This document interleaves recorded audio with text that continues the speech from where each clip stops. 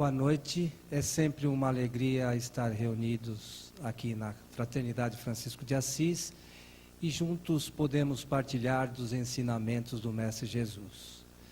Para isso, hoje convidamos a nossa amiga Sueli Calda-Schubert, que vai falar para nós do tema O Grande Desafio. Então, Sueli, por favor. Boa noite a todos. Queridas irmãs, queridos irmãos, que as bênçãos de Jesus permaneçam conosco. O grande desafio, cada um agora vai pensar na sua própria vida. E qual é o grande desafio ou grandes desafios que cada um tem que vencer, tem que superar, que trazemos na nossa vida? Qual seria esse desafio? Por onde começaríamos? Como hoje está a nossa vivência? Será que nós conseguiremos alcançar esse desafio, aquilo que nos está sendo agora na nossa vida como uma meta, um objetivo, alguma coisa que queremos alcançar, ou mais de uma, porque podemos ter mais de um desafio. Mas se nós olharmos, por exemplo, um piloto de Fórmula 1, ou um piloto qualquer de corridas, o grande desafio é vencer a corrida. Um jogador de futebol, a grande vontade, o grande desafio é ser chamado para a seleção brasileira. E estando na seleção brasileira é ganhar o campeonato. O grande desafio para um arquiteto é construir belas casas, belos prédios, se tornar famoso.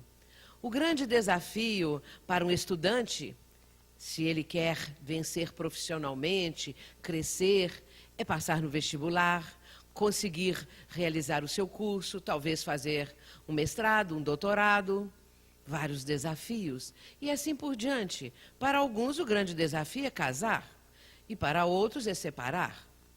Então, a vida nos propõe os mais diversos desafios. Se nós formos olhar na paisagem do mundo terreno, do plano físico, nós vamos encontrar realmente vários desafios, várias propostas, vários projetos, porque o desafio é um projeto de vida que a pessoa acalenta e que vai desafiar a sua vontade, o seu esforço, o seu empenho, a sua busca constante, a sua perseverança. Então, vários fatores a pessoa vai ter que reunir em si próprio para conseguir alcançar a meta, para conseguir superar dificuldades que surjam, problemas que vão se somando, mas são desafios que cada um, no seu empenho e na sua boa vontade, pode conseguir superar. Às vezes a vida é muito difícil, nós sabemos, muitas crises podem acontecer e estão acontecendo em âmbito mundial, em âmbito nacional e assim até chegarmos na nossa própria vida. Crise pessoal, crise particular, íntima, nós estamos vivendo, como diz Joana de Ângeles, a grande transição. O mundo, sendo um planeta de provas e expiações, na escala dos mundos, é um mundo bastante inferior ainda, porque abaixo de nós só tem um mundo primitivo. Portanto, nós ainda temos muito para alcançar. A humanidade é que está nesse patamar de provas e expiações. O grande desafio para a humanidade toda é conseguir, no conjunto, melhorar, progredir, evoluir. E sabemos que para que a humanidade consiga isso, individualmente, cada um deverá também buscar o seu próprio progresso espiritual, a sua própria melhoria. Em O Evangelho segundo o Espiritismo, Allan Kardec diz que Deus nos dotou com a busca do melhor. Nós trazemos em nosso íntimo aquele impulso para o melhor, para melhorarmos de vida. Se olharmos a trajetória da humanidade, nós vamos encontrar sempre o ser humano nessa busca do progresso, de melhorar, nesse impulso que cada um de nós traz, que impele a criatura para melhores condições de vida, para alcançá-las e, a partir daí, conseguir que a vida se torne mais confortável, que a vida se torne de uma forma melhor, de mais conforto, e assim por diante. Nós vemos que, aos poucos, a humanidade está vencendo sucessivamente grandes e importantes desafios, buscas, metas. Jesus nos diz que nós devemos buscar e cada vez mais procurar, de alguma maneira, alcançar a nossa meta. Nós não podemos desanimar. Entretanto, existe algo muito maior nisso tudo. Nós podemos começar a pensar mais profundamente. Não basta buscarmos, perseguirmos uma meta só do plano físico. Sabemos que o ser humano tem uma vontade muito grande de fama, de poder, de riqueza, de abastança, de conforto, essas coisas que são próprias da vida física. Mas o ser humano é muito maior do que isso. É muito maior do que o ter. O ser humano é o ser. E, nesse caso, é o grande desafio. Entendermos que nós somos espíritos imortais. E, nesse caso, a nossa busca maior, particular e definitiva é a nosso autoencontro, nosso autodescobrimento. E, a partir daí, conquistarmos a nós mesmos. E isso implica uma série de situações, conforme nós vamos, aos poucos, comentando. Sabemos que Jesus trouxe à Terra a segunda revelação. A primeira veio com Moisés e é chamada a lei de justiça. A primeira revelação, a revelação acerca da justiça divina. A segunda veio com Cristo, a lei de amor. Mas nessa questão do Cristo e do seu evangelho, da boa nova que ele veio trazer para a humanidade, existe uma ideia que prevalece. O grande desafio da maioria dos cristãos é a própria salvação. As pessoas querem se salvar. Mas Jesus é o Salvador. Ele veio para salvar a humanidade. E a partir daí nós começamos a perguntar, salvar de quê? Salvar significa salvar de algum perigo? E qual seria o perigo? Qual é o perigo que o ser humano vive, ou que o cristão traz, tem, sente a um perigo? Que perigo seria este? Do inferno? É o medo do inferno? Nós temos o perigo de ir para o inferno? Um perigo que nós nem sequer sabemos precisar, mas temos que nos salvar. E a noção é que Jesus é o Salvador. Jesus veio para salvar a humanidade dos seus pecados. É assim que consta em vários segmentos do cristianismo. Jesus veio como Salvador, tomou a si todos os pecados do mundo. Mas para salvar, dentro dessa concepção, se o ser humano nasce, é criado, vamos dizer assim, no momento da concepção, como é a ideia desses outros ramos do cristianismo, nós estamos analisando ideias e não criticando. Se o ser humano é criado no momento da concepção, já traz implícito e inerente a ideia que ele precisa ser salvo. O perigo já existe, porque a partir do nascimento e durante toda a trajetória da sua vida, esse ser humano tem que se salvar. Mas se ele começou ali, quais são os pecados, quais são os perigos que estão inerentes à sua vida, implícitos na sua trajetória terrena, e nós começamos a imaginar. Porque se existe um perigo e se precisamos ser salvos, é porque Deus exige de cada um dos seus filhos essa salvação. Nós fomos criados, então, com um perigo que está presente desde o momento do nosso nascimento. Porque nós precisamos ser salvos desse perigo. E Jesus, então, traz este propósito de salvar a humanidade toda. Mas começamos a imaginar também Jesus e a sua vivência aqui no plano terreno. 3 anos apenas. 3 anos suficientes para que ele possibilitasse a salvação da humanidade. Para que ele, então, cumprisse aquilo que ele veio cumprir. A doutrina espírita, por exemplo, e na parte mais importante daquilo que ela nos apresenta, é exatamente uma outra compreensão acerca de Deus, uma outra compreensão acerca do Evangelho do Cristo. Afinal de contas, Jesus veio para nos salvar ou veio para trazer à humanidade um caminho que pudesse nos levar à evolução, ao progresso. Se nós temos a primeira revelação na justiça, a segunda na lei de amor, nós já estamos nesse caminho, nessa estrada, nesse processo de evolução, de busca constante, e Jesus em muitos momentos disse isso. E nós vamos começar a imaginar qual foi o grande desafio vencido pelo Cristo. Cristo também teve um desafio, o desafio do Mestre. Qual foi ele? Qual foi o desafio deste que é o governador espiritual do nosso planeta? Sabemos, e Emmanuel relata isso de maneira primorosa no livro A Caminho da Luz, especialmente. Sabemos que Jesus é o governador do planeta, porque Leon Denis, no livro Cristianismo e Espiritismo, é o primeiro a dizer isso, que Jesus é o governador do planeta. E Kardec vai dizer no livro A Gênese que Jesus, se era médium de Deus.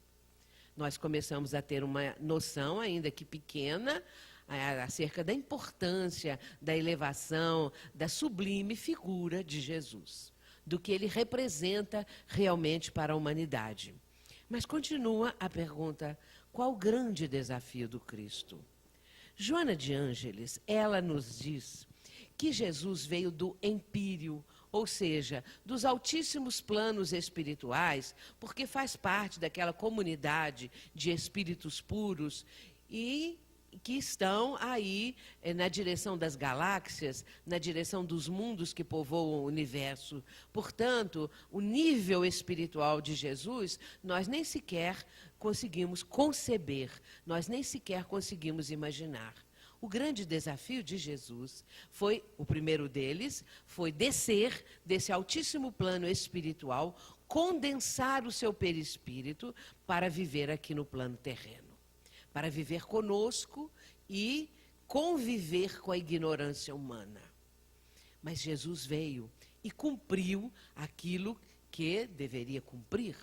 Meta traçada por ele próprio, chegando o momento exato de vir para dar um impulso à humanidade, para fazer com que as criaturas se sentissem impelidas a algo melhor, a uma noção mais justa acerca do Criador, a uma noção mais amorosa acerca do Criador, que Deus é Pai de todos nós, e isso nós vemos no instante, ele declarando, né? No instante em que os discípulos pediram, Senhor, ensina-nos a orar, e Jesus vai proferir a prece do Pai Nosso, e que se inicia exatamente assim, Pai Nosso, para que ele possa então, ali naquele instante, enfatizar, registrar, deixar bem patenteado que Deus é o Pai de todas as criaturas.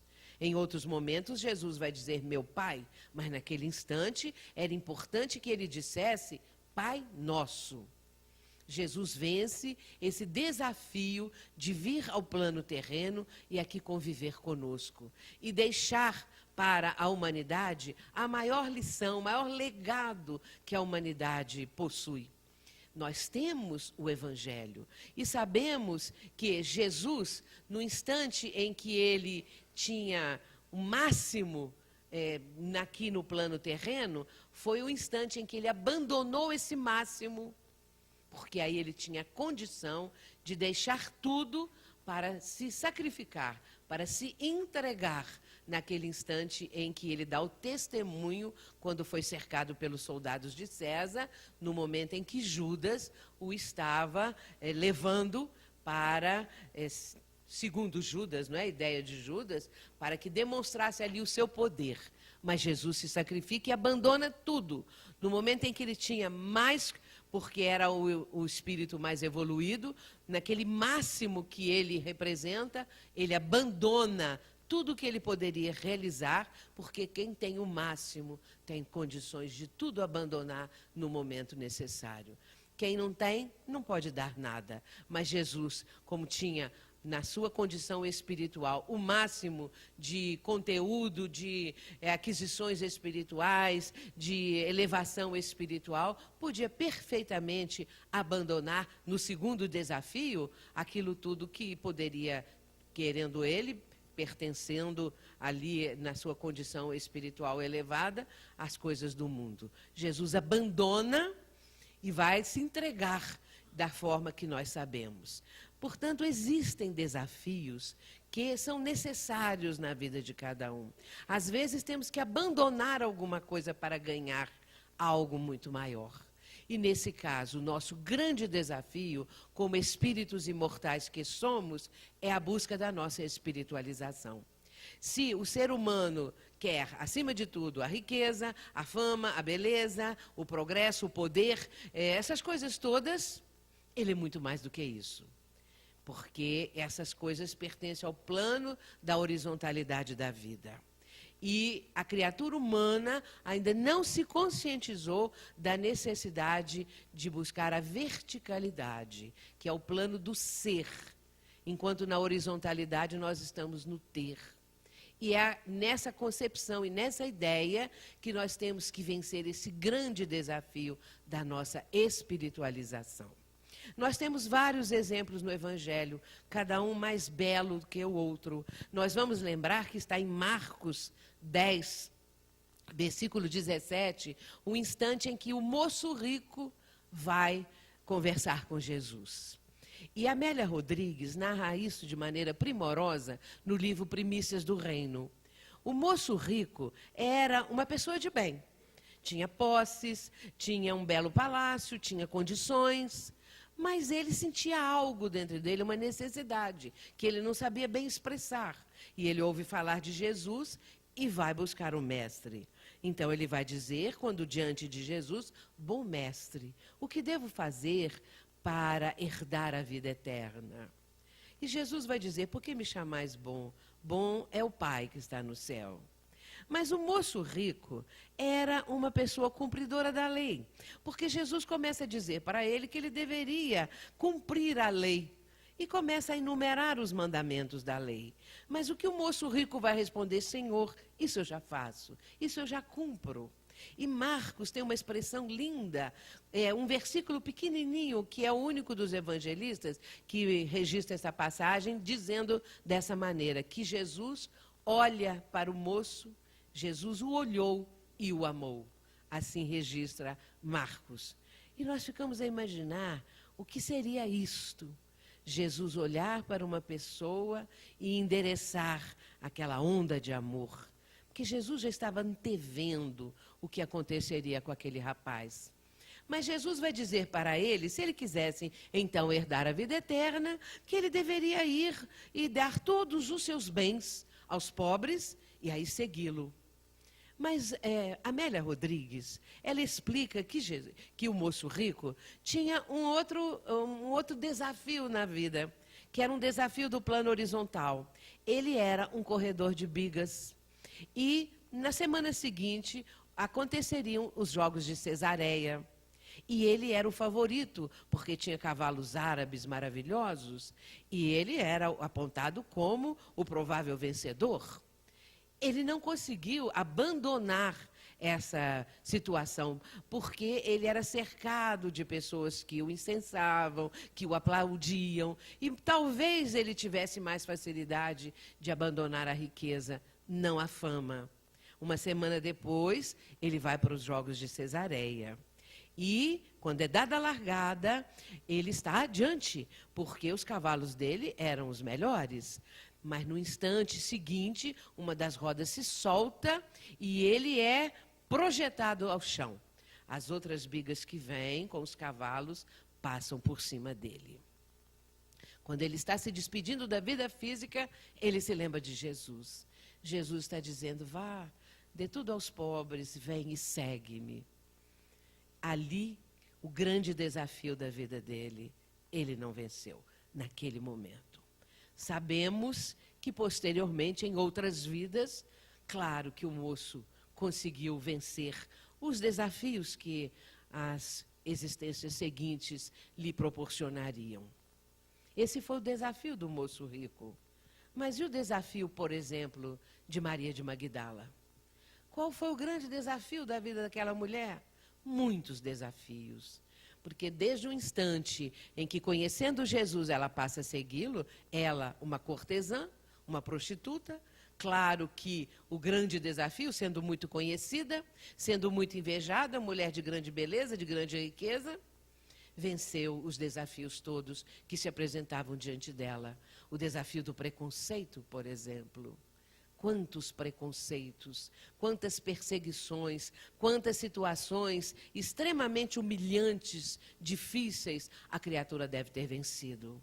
Venceu todos, porque depois nós sabemos que ela vai se dedicar, após a crucificação do Mestre, ela vai se dedicar no local onde ficavam à época os leprosos.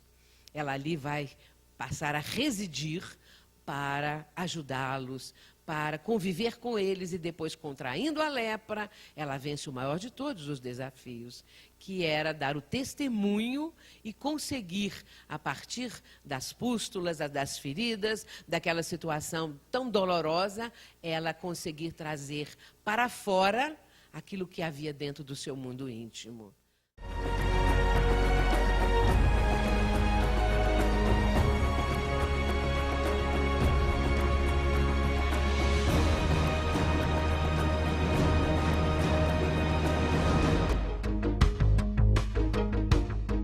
Paramos a entrevista para falar sobre o especial Flores de Marcela, que aborda uma questão muito delicada no nosso país, o aborto.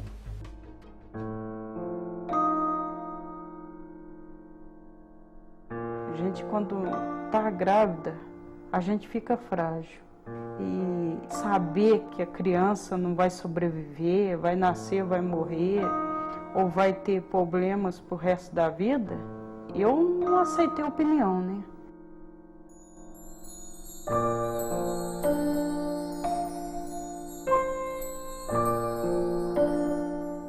A Marcela tem toda essa parte aqui formada, então o tubo neural dela, que é o início do sistema nervoso central, se formou até chegar nessa parte. Daqui para cima ele já não se formou mais. Então essa parte aqui do encéfalo, junto com o cerebelo, a Marcela não tem. Ela é considerada um caso clássico de anencefalia, visto que ela não possui nada do córtex cerebral. Teve gente que falava, é melhor às vezes tirar, porque já que não vai sobreviver, então o sofrimento vai ser maior.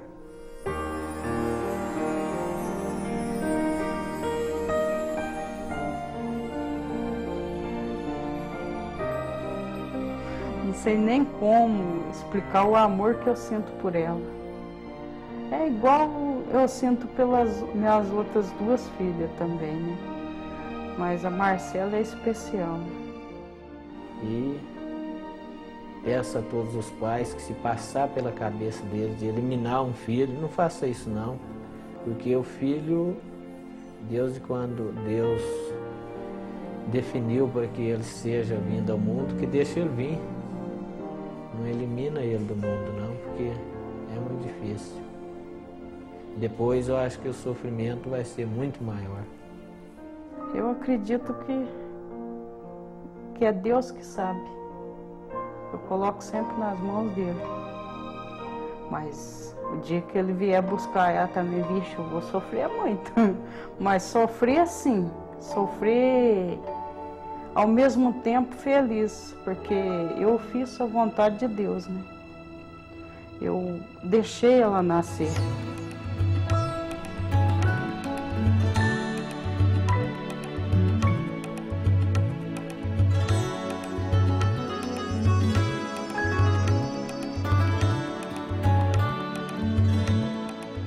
É importante que você participe. Acesse o site brasilsemaborto.com.br.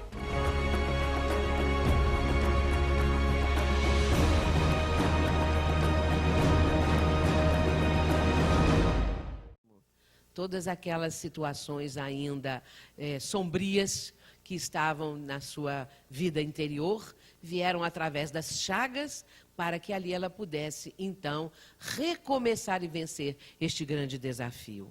Também Paulo venceu o grande desafio. Saulo, O desafio de Saulo para chegar a Paulo. De Saulo para Paulo foi um grande desafio. Embora Jesus estivesse ali presente na estrada de Damasco, maior exemplo e maior testemunho não poderia haver para uma criatura que estava enveredando por um caminho errôneo, e Jesus vai pessoalmente, digamos assim, convidá-lo para uma mudança de vida. E isso foi tão forte para Saulo, que imediatamente ele entendeu que ali estava o seu grande desafio. Ele teria que vencer a si mesmo, ele teria que recomeçar. Tudo que ele até então acreditava, tudo que ele vivenciava, ruiu por terra naquele instante. E é o momento em que ele diz: Senhor, o que queres que eu faça? Quando ele faz essa pergunta, ele já estava começando a vencer o maior desafio da sua vida. E ele vai, então, seguindo aquilo que o próprio mestre dissera, vai em busca de Ananias. Outro desafio muito interessante, porque Saulo estava indo atrás de Ananias, em busca de Ananias. Ele vai para Damasco porque ele queria prender Ananias e depois matar Ananias. Porque Ananias representava para ele um perigo. Era um grande seguidor do profeta que havia sido crucificado, um grande seguidor de Jesus. E para ele, naquela concepção que ele apresentava no momento, isso era um perigo. E ele deveria tirar Ananias do caminho. Ele vai. Mas quando Jesus lhe diz que ele fica cego, e também é outro ponto muito significativo, porque veio a cegueira interior de Saulo, veio para o corpo físico. Ele fica cego, exteriorizando no corpo físico a cegueira que ele tinha no mundo interior. E Jesus diz: vai em busca de Ananias. E o perseguido vai curar o perseguidor. Olha que coisa, que exemplo, que situação maravilhosa acontece ali. E o perseguido devolve a visão a Saulo. Nasce ali Paulo. Erich Fromm teve a ocasião de dizer no livro dele, Ter ou Ser. Paulo não existiria se Saulo já não o trouxesse dentro dele. Paulo já existia dentro de Saulo. É uma coisa maravilhosa quando nós refletimos um pouquinho sobre essas passagens. E o desafio de Saulo começa ali. Ele deixa de existir, Saulo, e vai começar um novo homem, Paulo. Mas muitos foram os desafios da vida dele. Deixar a própria condição financeira, condição de fama, porque era um homem famoso, deixar todas aquelas situações de vivência familiar para começar uma vida nova, totalmente diferente, totalmente contrária àquilo que até então ele vivenciara.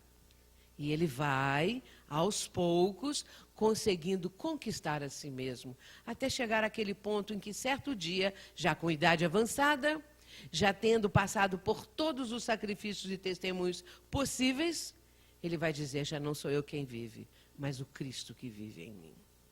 Venceu o desafio. Esse, meus irmãos, é o nosso desafio. Temos muitos.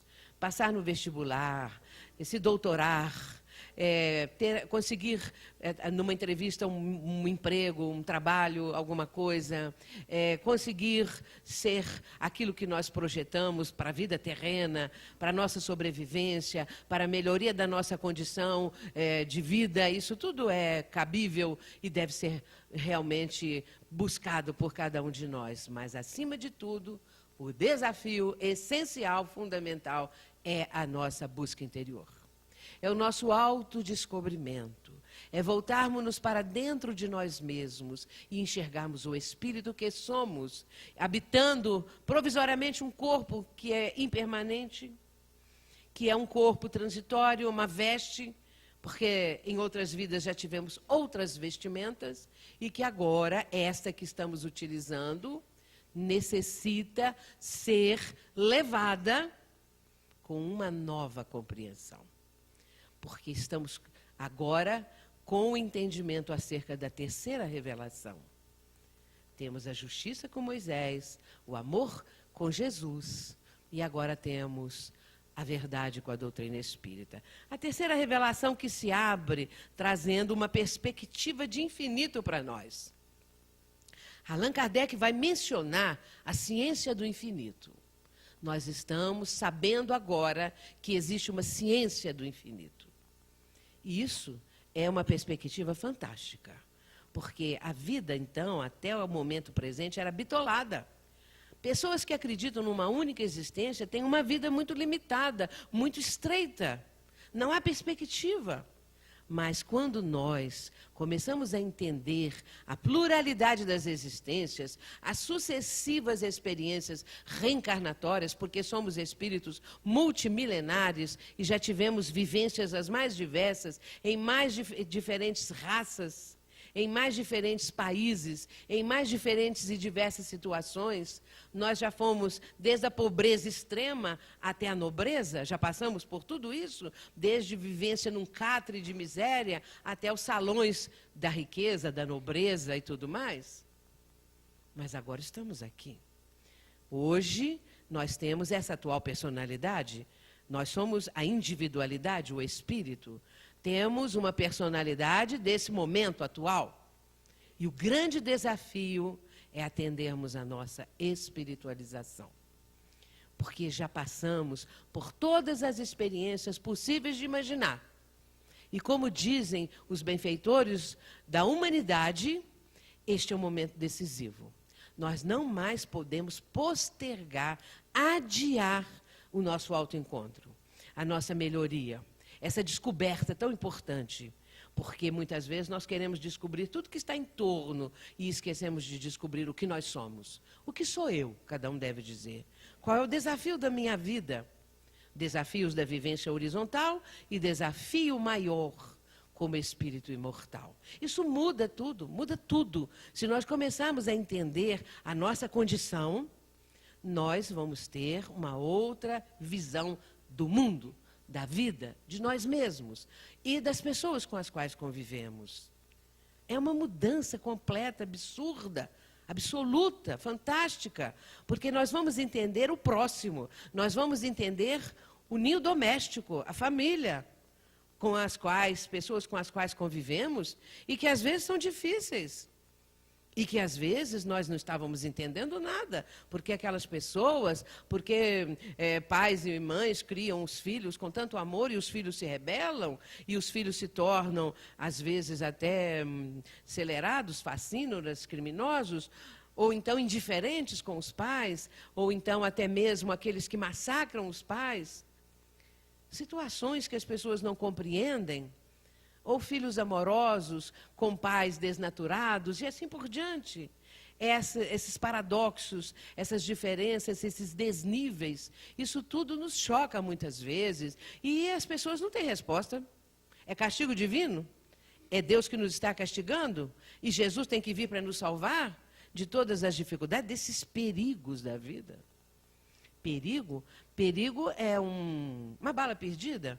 Perigo seria um terremoto. Perigo seria um atropelamento, um desastre, qualquer coisa assim.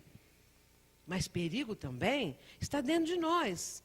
Perigo também é a convivência, porque às vezes dentro do lar, entre quatro paredes, ali existe uma guerra. Não a guerra que está lá fora, mas a guerra que está dentro. E essa vivência tão destrutiva, tão danosa, tão prejudicial, tão estressante, agora passa a ser compreendida. Nós começamos a entender os dramas dos que convivem conosco. E aí, meus irmãos, quem é espírita, no seio de uma família não espírita, sofre, sim, mas é feliz, porque sabe, porque tem o conhecimento. E Kardec diz uma frase que eu gosto muito de citar, Kardec escreve no livro dos Médiuns, no terceira parte do método, no terceiro capítulo do método, da primeira parte do livro dos Médiuns, ele diz assim: o espiritismo anda no ar, difunde-se pela força mesma das coisas, porque torna felizes aqueles que o professam. E é verdade, porque nós podemos estar sofrendo, e muitas vezes estamos, mas nem por isso somos pessoas que se julgam desgraçadas, infelizes, sem perspectiva. Ah, porque morrer é melhor? Não. Quando nós conhecemos a doutrina e quando ela está introjetada no nosso mundo íntimo, mesmo sofrendo, nós somos felizes interiormente. Porque a minha felicidade depende de mim, não depende do outro, não depende das circunstâncias, depende de como está o meu mundo íntimo. E aí vem a dificuldade. Muitas pessoas não sabem conviver consigo mesma. Muitas pessoas temem a solidão. Muitas pessoas estão cercadas de gente, mas estão solitárias. No íntimo, a solidão. E a pessoa diz, eu só sei viver se for com fulano. Ou se for com fulana. E, de repente, nós chegamos à conclusão que o amor para nós, o amor, na verdade, nós não conhecemos. Achamos que amamos alguém. E aí estabelecemos uma relação a dois. De repente, um dos dois resolve ir embora. Cansou. Enjoou, quer outra coisa, teve outro interesse, arruma mala e está indo embora. Mas quem fica, às vezes diz assim, e não são poucas as pessoas que dizem assim, não posso viver sem fulano ou sem fulana, vou me matar. A vida não tem mais sentido para mim. Outros enveredam pelas drogas, por uma vida de dissipações, por uma vida autodestrutiva, porque eu não sei viver sem aquela pessoa. Neste caso, nós estamos colocando a nossa felicidade nos ombros alheios. Isso não é amor, isso é paixão. Eu tenho falado muito sobre este aspecto, porque nós não sabemos, na verdade, o que é o amor. E o amor realmente verdadeiro não quer a vingança quando um deles se separa. Quando nós somos deixados de lado por uma pessoa que amamos, com a qual convivíamos até então, e depositamos nela nossas esperanças, nossas ilusões, tudo mais, e de repente essa pessoa vira as costas e vai embora. E eu, como fico? Vazio, não é um vazio tremendo, uma solidão, um sofrimento, uma coisa terrível. Mas se eu me amo, se eu sei do meu valor, se eu sei que eu sou maior que isto, eu supero embora sofrendo. Eu consigo, aos poucos, ir me soerguendo e prossigo na caminhada. Porque aí vem um ponto muito curioso. Mais adiante, quem sabe eu acho outro alguém, porque a fila anda. E, de repente, nós achamos alguém que pode sair, saindo aquele outro alguém, este vir ao nosso encontro. Este outro alguém que preenche a nossa vida. Mas aí nós já aprendemos um pouco mais. Nós já temos um amadurecimento maior, já aprendemos um pouco mais do que seja amar. O grande exercício de amar, que é algo maravilhoso quando nós conseguimos compreender isso.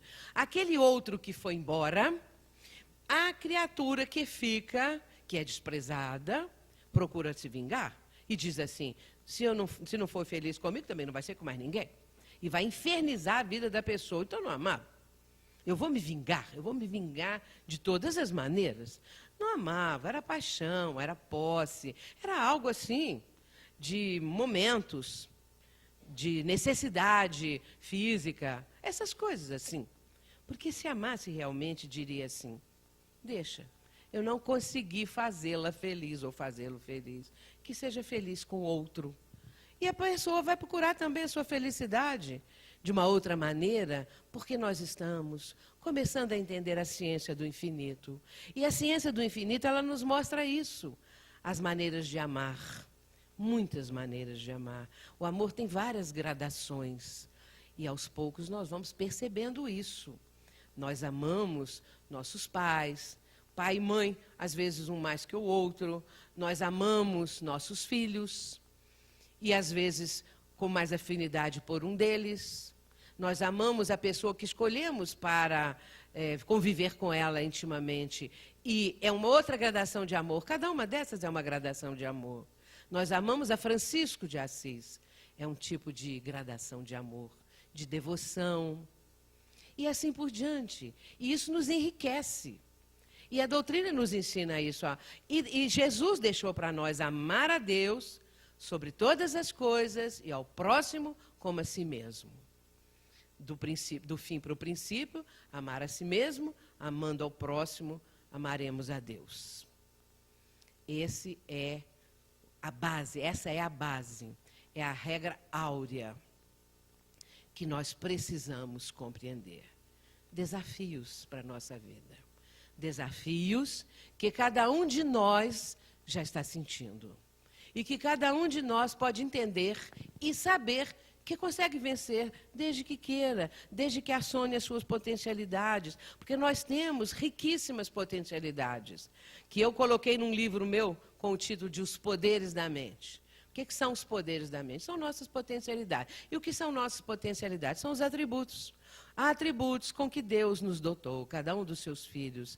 Cada um dos filhos de Deus são dotados de poderes, de atributos, que são maravilhosos e que pertencem ao espírito imortal, não ao corpo físico, que é uma veste passageira, que deve ser amado, respeitado, sim, mas dentro de uma compreensão própria, não essa exorbitância, não essa priorização do campo físico, mas compreendendo que, acima de tudo, brilha e resplende o espírito que somos.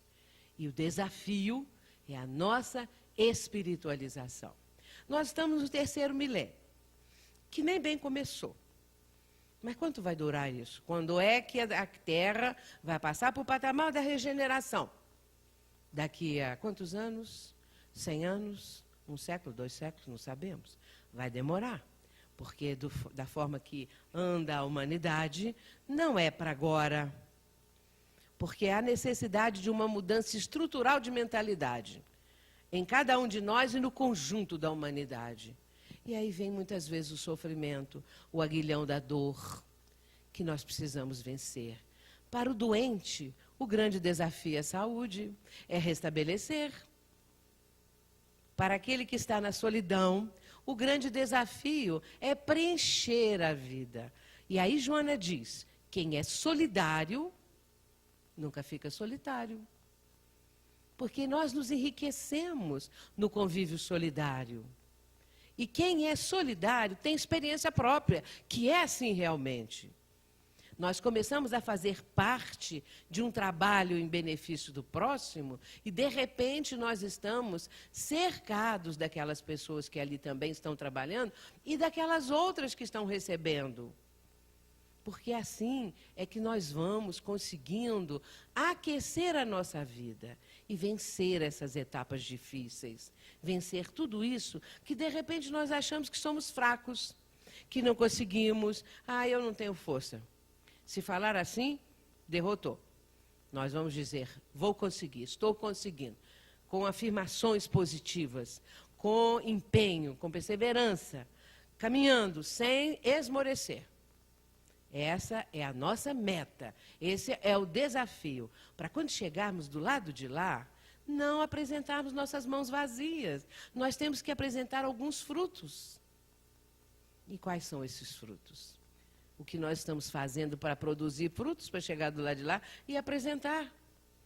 Não mãos vazias, mas sim mãos que produziram e que estão com alguns frutos, mostrando que não estivemos inativos, que não estivemos desdenhando as oportunidades, que as aproveitamos, que vencemos desafios, porque o grande desafio, meus irmãos, é a nossa espiritualização. A partir do nosso autoencontro, nós vamos conseguir isto, porque eu passo a me conhecer e passo a sentir necessidade de transcender as questões puramente do plano físico. E a doutrina nos equipa de recursos para isso. Nós estamos plenamente equipados desses recursos. O conhecimento, a doutrina que é o Consolador prometido, Consolador que Jesus prometeu, que consola porque esclarece. E a partir do esclarecimento, nós abrimos uma perspectiva infinita e devemos caminhar para chegar lá, para vencer tudo isso. Que nós possamos levar em conta essa proposta, esse desafio que cada um deve vencer e os pequenos desafios da vida.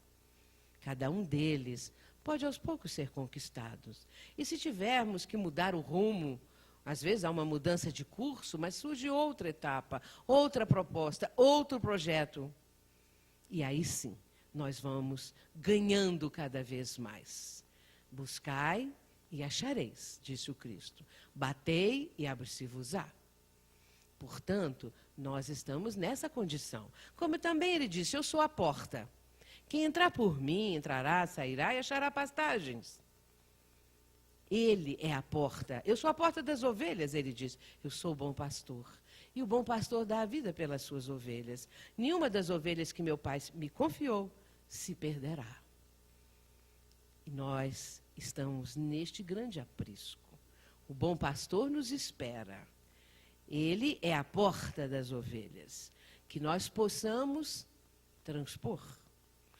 Assim fez Saulo, Paulo, Maria de Magdala, o moço rico um dia fez, e outros vultos do Evangelho que ficaram para nós como exemplos edificantes, marcantes, que às vezes nós esquecemos de olhar. E às vezes quando olhamos achamos assim, mas é tão difícil, isso era eles, e porque viram Jesus, ou porque viveram aquela época, quem sabe nós estivemos lá? Não podemos assim afirmar. Ou dizer que não.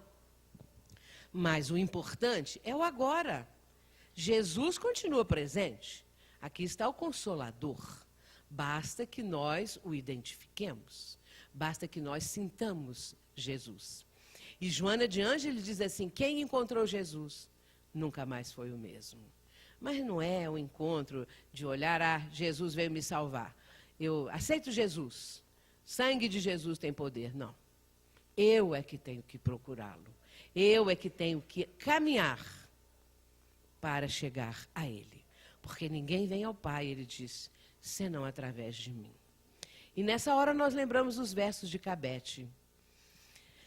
No fim dos tempos, uma canção maravilhosa, uma música maravilhosa, que eu gosto sempre de lembrar desses versos de João Cabete. Vem, Jesus, divino amigo. Vem trazer a sua paz, só tu és o nosso abrigo, e venturas mil nos traz. Vem, ó meigo nazareno, esse mundo transformar. Vem com teu olhar sereno, toda a terra iluminar. Afasta do mundo a guerra, o chacal devorador, que destrói tudo na terra, espalhando luto e dor. Há gemidos de aflição, já não há mais primavera, criancinhas pedem pão, homens lutam como feras. Vem, Senhor, vem reflorir os caminhos, vem, Senhor, vem perfumar corações, exterminar a dor e fazer calar os canhões. Vem, Senhor, com teu amor tão profundo, iluminar consciências e fazer feliz o mundo. Que Jesus nos abençoe, meus irmãos. Muita paz. Muito obrigada.